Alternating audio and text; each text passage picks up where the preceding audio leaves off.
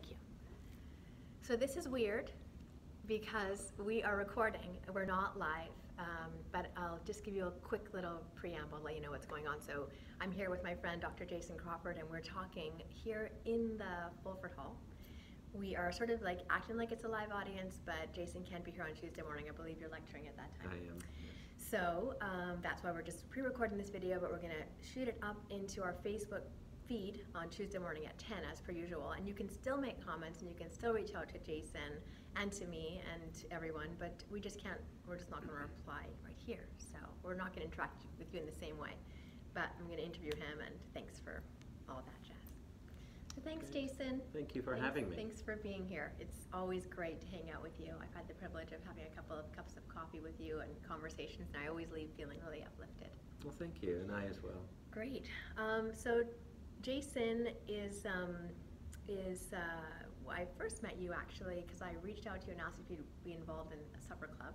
Right. Which you graciously did do, so thank you for that. And since then we've just been hanging out, so I'm so glad that you guys are going to get a chance to get to know him because he's awesome. So. Well, and Supper Club is awesome too. Thank you. I highly recommend it.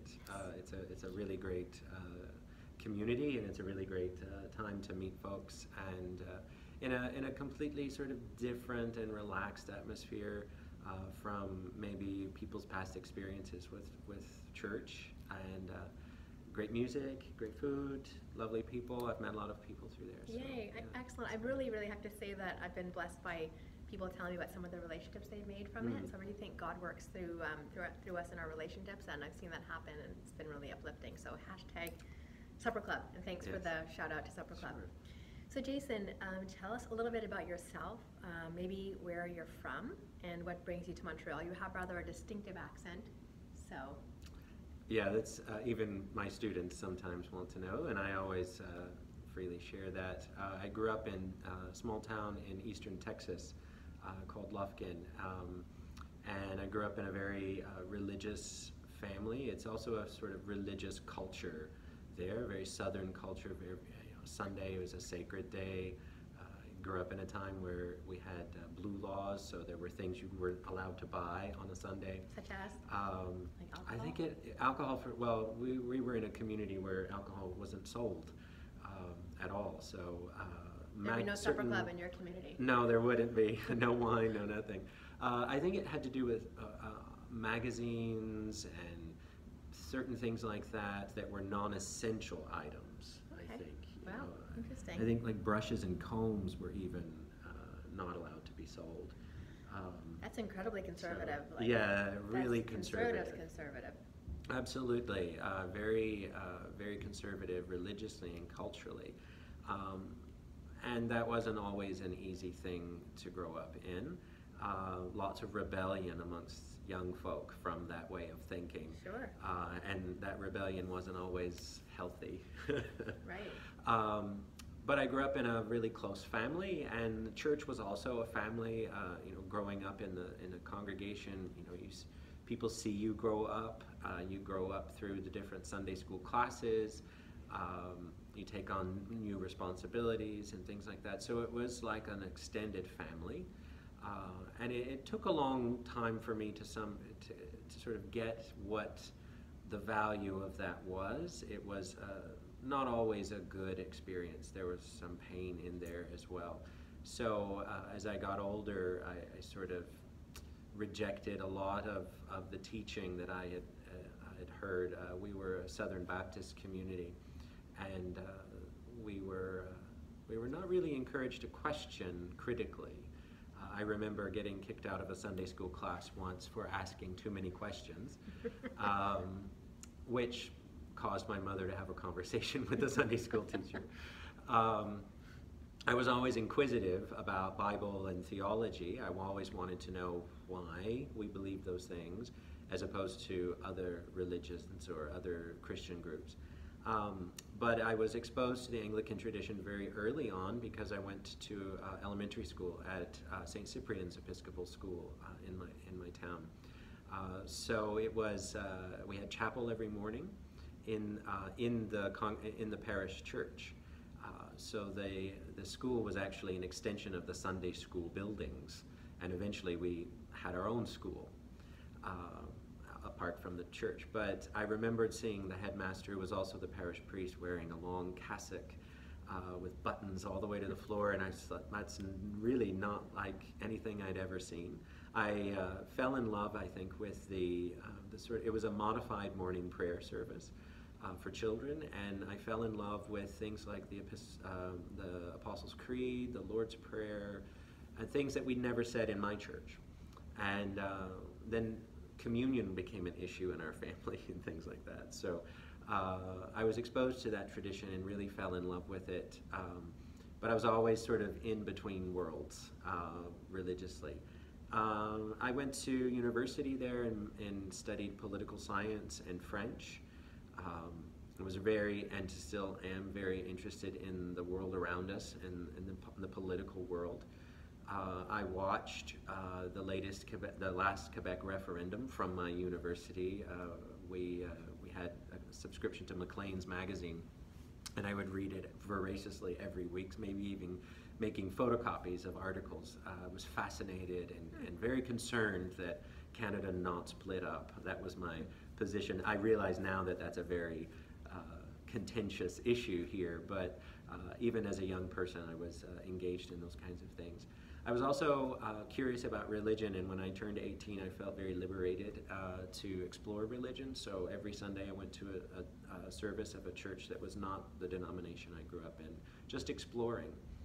And I didn't quite feel that at home in the Anglican church that was there, but I found a Presbyterian church that was exciting and open and friendly and welcoming, and they also had the first and only woman ordained pastor in my hometown, and I thought, now that's something interesting I want to see. And she was lovely, and I learned a lot from her, and I eventually got involved in the youth group there as a leader, teaching. And I had some really great experiences there, and the students were excited. They were eager to learn about their faith. They were also eager to learn, in a way, how to defend it, because they were at that time in high school where some kids were sort of moving away from religion or rebelling, and they still enjoyed going to church, but they always had a struggle with how did I explain that to my friends? Why do I like to go to church, and why do I believe these things? So we had a lot of really deep spiritual reflections, and that led me to study more, to prepare for those classes, and I read lots and lots and lots of theology, and had conversations with my pastor, and she would say, well, this is the kind of stuff we study in seminary. Maybe you should think about that. And so I never thought of seminary, but I did think about what I would do when I finished university. And so I took a year after finishing my undergrad and went through a... Did you study in your undergrad? What did I study? Yeah. Poli-sci, political science. Which is why, I guess maybe you said that, but that's why you had the Maclean subscription, why you were involved in our Quebec politics situation. Yeah, it was comparative politics, Sure. so I was studying sort of different political systems. Incidentally, also during that time, the genocide in Rwanda occurred, and I had just sort of coincidentally been studying the colonial legacies of Africa and sort of the political fallout from independence and how different African countries had struggled with their political systems, inheriting a lot of traditions from Europe and trying to figure out what that meant for Africans. And I had particularly been studying Rwanda and Burundi as an interesting case study when the genocide happened. And so I became really aware of that whole issue in the Great Lakes area, and was really concerned about that beyond just a human concern. I was concerned about the political structure as well. So always sort of marrying political interests or academic interests with real life stuff. So eventually I decided to go to seminary and began an ordination process in the Presbyterian Church USA. And I went to Union Seminary in Virginia, an excellent institution. I was exposed to some of the brightest and most engaged professors I'd ever had in my entire life, who eventually became mentors. I'm still in communication with some of them after all these years. It was such a formative experience. But as I sort of moved away from home for the first time and was enjoying this sort of world of theology and ethics and exploration of all that, I decided that I needed to come out of the closet at that time. I was really concerned about authenticity, not just in the church, but it just, for me, it became a time when I needed to do that. But in that time, the Presbyterian Church had rules that you weren't allowed to be ordained if you were openly gay, unless you committed to celibacy. If you were closed gay, it was okay. And that was the case for many of my colleagues who just stayed in the closet. Is that even a thing, closed gay? I don't even know. I've never heard of it. A closed yeah, gay. I guess you could be the opposite closed-minded of openly gay. or something, perhaps. Okay. Closeted, perhaps. But I decided to come out, and that meant that I had to stop my ordination process, which was a painful experience and sort of sent me wondering, why am I even in seminary? I love it. So I decided I'd stay in seminary because I love that work, and I knew that God had some plan for this, that God had led me there for some reason, and it may not be what I think it is right now. So I just stayed with it. In the meantime, I sort of went back to my roots, and I started looking at Episcopal churches in the area, and I found a fabulous parish called Church of the Holy Comforter in Virginia, and I was confirmed as an Episcopalian there, and it just was a beautiful place. It felt like home for me, and I could be myself, and others could be who they were. And I knew there was something special when I walked into the church and there was a rainbow flag hanging from the back. And there was often Anglican churches have banners for their parish. And the banner for Church of the Holy Comforter said, "Our church has AIDS." And there was a cross with an AIDS ribbon around it. And I thought that spoke a lot about that community. Obviously, they had a lot of discussion about that to represent their church. Right. And it spoke a lot, and I was very intrigued. And so I stayed, and they had a woman priest there, and so that kind of felt like home too. And I was really blessed by that community and learned a lot in that tradition, or in that group. Meanwhile, I formed rather boldly an openly gay and lesbian student group at my seminary. I was the only out person, but we had 49 members, all heterosexually identified as allies. So we had a lot of fun. We had a newsletter that came out once a week called That Gay Thing, I remember. And I was very proud of my friends who had no problem writing for that and having their name attached to something that they had written, whether it be poetry or a biblical reflection or an editorial piece about sexuality and gender issues in the church, specifically at a time when students were in the process of becoming ordained ministers. And they, to this day, many of them have engaged the national church around issues of gay and lesbians in ordination and same-sex marriage. They have become real advocates to this day, and I was very proud to see that. But it was Excuse me for just a second. it was also a challenging time, being the only one out. I sort of became the one student in the classroom. So we're in a theology class, and we're talking about the gender of God and things, and everyone starts to look at me, and I raised my hand and said, "Okay, what about sexuality?" So I became the one who sort of talked about that stuff all the time. So it was sort of a lightning rod, but I didn't mind. It felt really good, and I kind of got a sense of my identity. So then I went to finished there and graduated with a Master of Divinity and a Master's in Christian Education, a dual master's program. And I went to the Graduate Theological Union in Berkeley to start my PhD in ethics. I loved being in the Bay Area, but it was a shock because when I was in Virginia, I was this sort of the out gay person. And when I went to Berkeley and San Francisco, no one cared. Right. You were like everybody else. Yeah, everybody else. No one cared. So I had to figure out, okay, what else am I about? What else am I about? And where I encountered this group of queer nuns. They're queer people, mostly men, but all kinds of queer people who were dressed. Forgive me, I didn't, like a nun can be a man? Well, yeah, they're a kind of 21st century order of nuns. They're not attached to any religious organization or institution.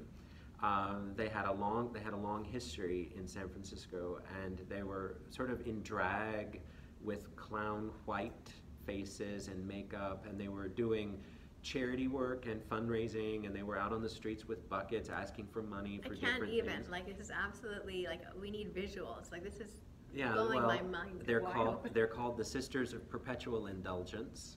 And okay, if there's a link for this, we're going. Yeah. Is there a link for yes, this? there are. Okay, I am going to find the link and put it in there. We have to look at this. Yeah, they're fantastic, and yes. It's really hard to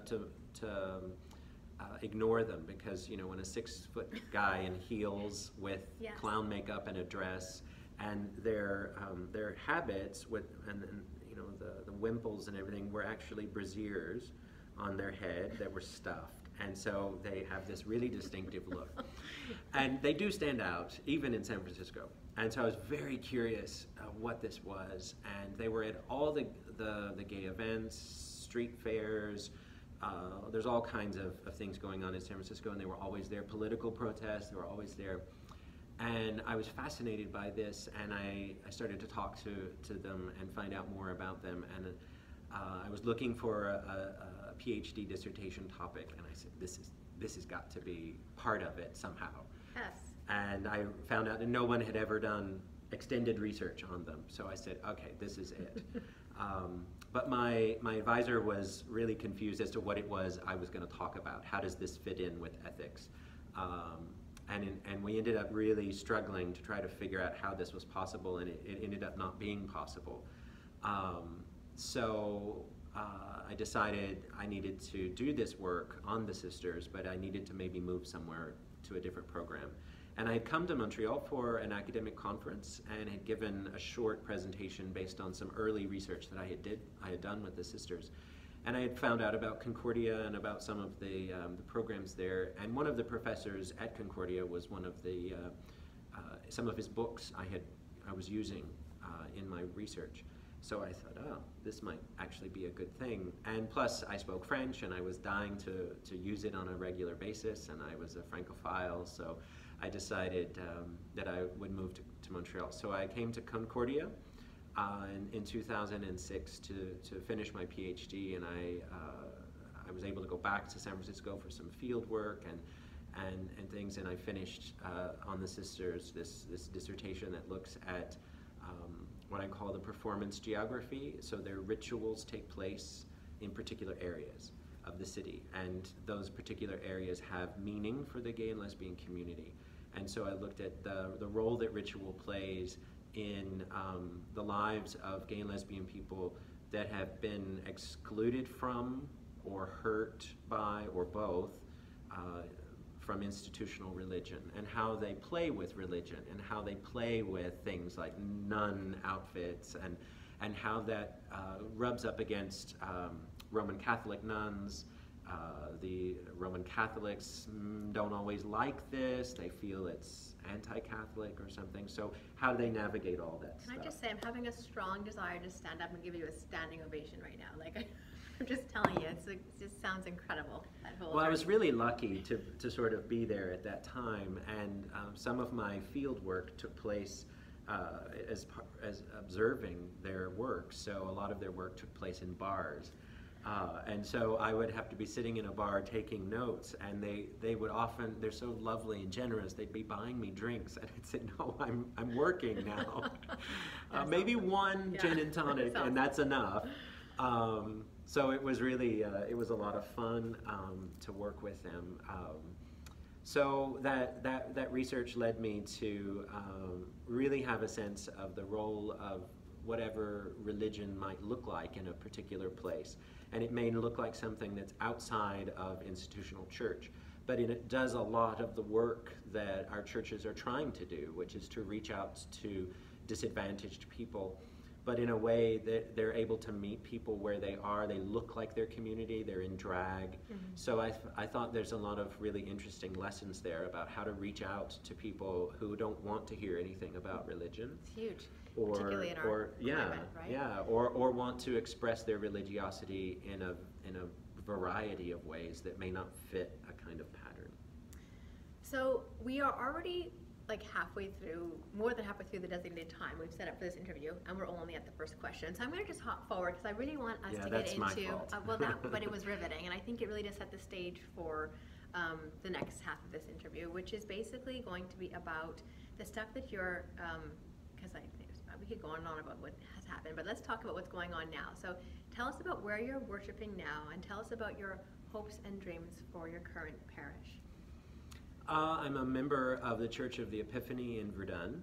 I live in Verdun, and when my husband and I moved to Verdun, we were walking around, we saw this church, and I said, that's my parish church. It's an Anglican church. If I were to go to church, it should be there. It's my parish, and I can walk there. And so I went, and it's a lovely place, wonderful people.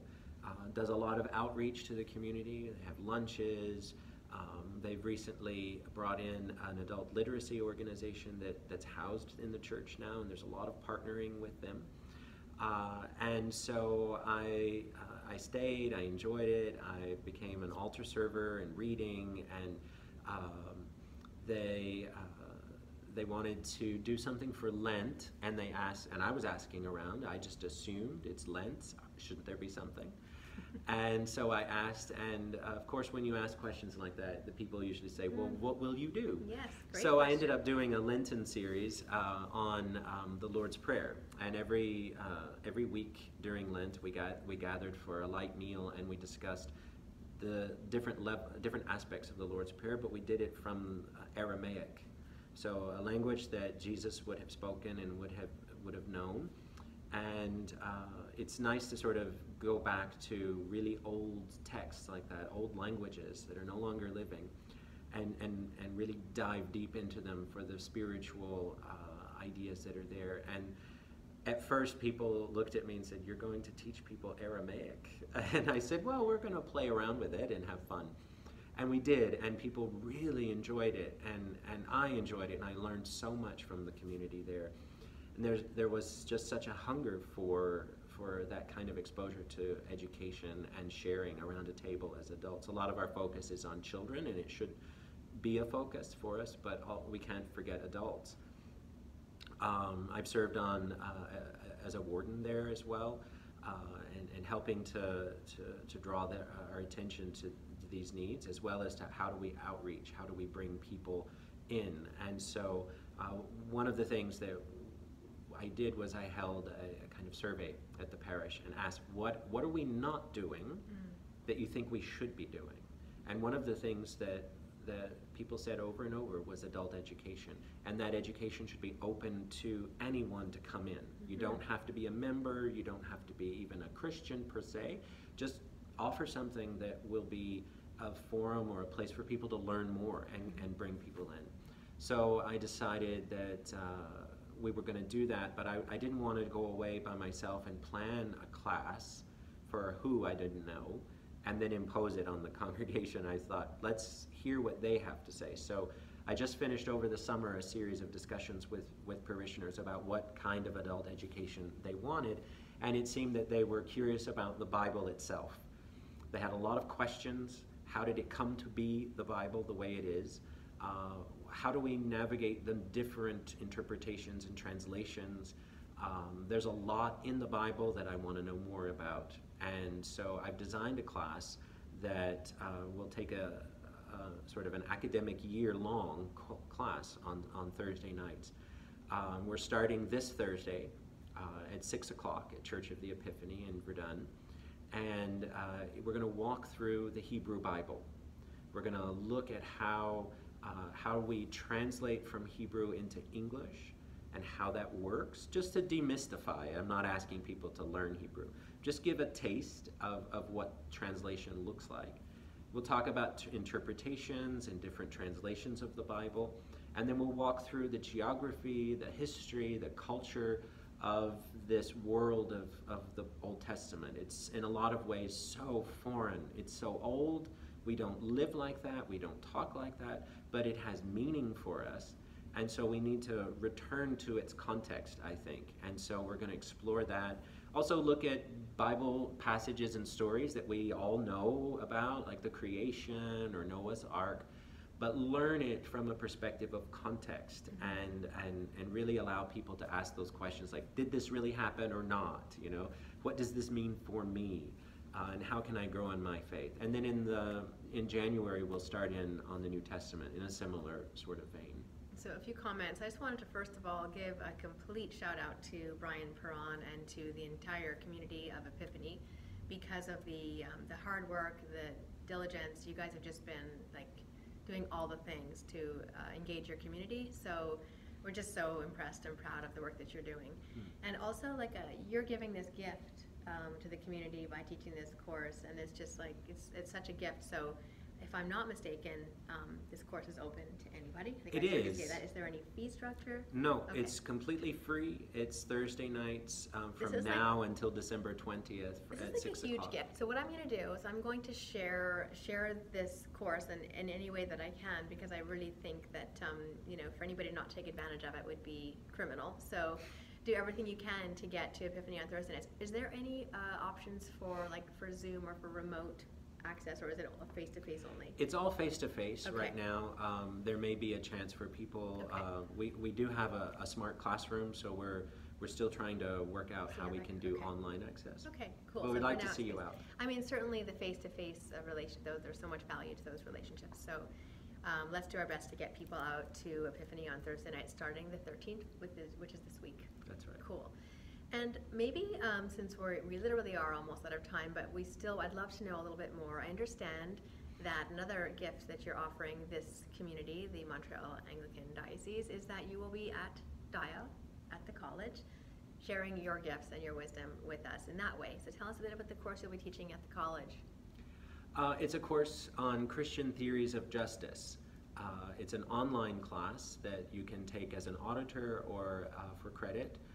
So I recommend you look at DIO's website for that information. You can also ask me and I can send you more information about the class in detail if you're interested.